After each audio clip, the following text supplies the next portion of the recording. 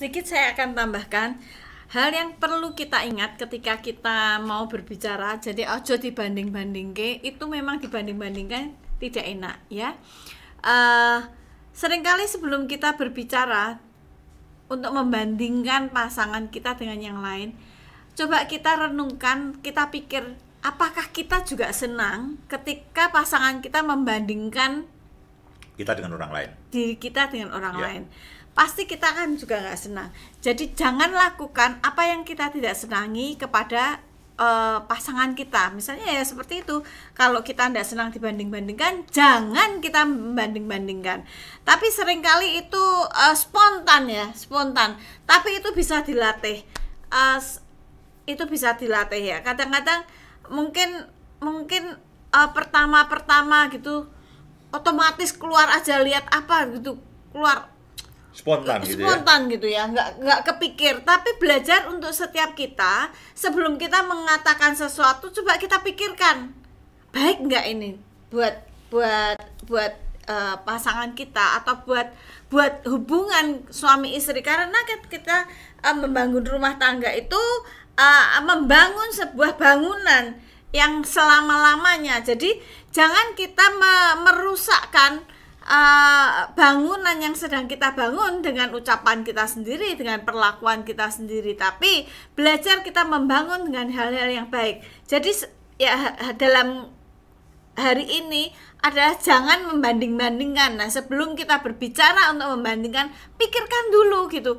Nah, aku juga banding ke, senang gak gitu. Karena kita pada dasarnya semua tidak akan ada yang senang untuk dibanding-bandingkan. Hal yang kedua, seringkali mungkin nggak keluar nih di mulut kita, tapi di pikiran kita, dalam hati sedang kadang-kadang batin. Nah, kadang-kadang batin, mungkin pasangan kita nggak tahu apa yang kita batin, ya toh? Yeah. Kecuali dia kebatinan, kecuali ada aliran kebatinan, bisa ngerti ya toh? Tapi kita itu tahu dari sikap. Bunda lucu. Bunda lucu. Cuma tapi ada sikap-sikap yang pasti akan terasa gitu. Kalau beliau gitu ya, mungkin beliau nggak ngomong ketika saya lagi masak gitu ya. Terus masakannya nggak enak, tapi seringkali dia ngomong ding kalau dia. Tapi kadang seringkali ngomong nyeplos aja. Kurang ini, kurang asamnya, kurang apanya. Masak sendiri. Ya saya memahami. Saya tidak begitu pandai memasak seperti ibu mertua saya. Ibu mertua saya jago memang. Dan resep-resepnya hanya 1, 2 yang yang saya bisa lakukan. Dari 60 resep. Lumayan loh bisa buat. Cuman kalau ketika saya lagi masak gitu ya, lagi sudah makanan jadi, beliaunya kadang-kadang gini, mungkin nggak kewetu kok korak kayak mamah ya gitu, mungkin gitu ya. Ya batin. Tapi ya. saya bisa rasa gitu. Halo. Saya bisa rasa gitu. Nah, ketika itu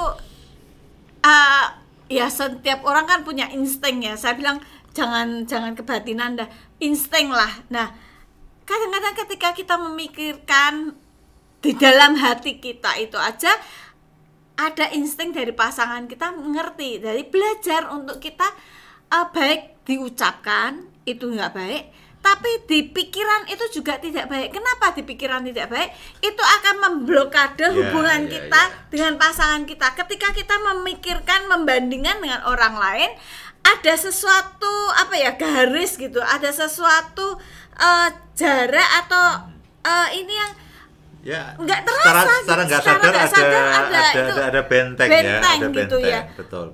Nah, itu yang harus kita hindari. Kemudian tidak semua yang kita lihat baik dari orang lain itu baik semuanya. Nah, kita mesti menyadari sebelum kita mengatakan, membandingkan misalnya pasangan kita dengan orang lain, suami kita dengan orang lain, istri kita dengan orang lain, coba pikirkan orang lain itu pasti juga punya kelemahan gitu.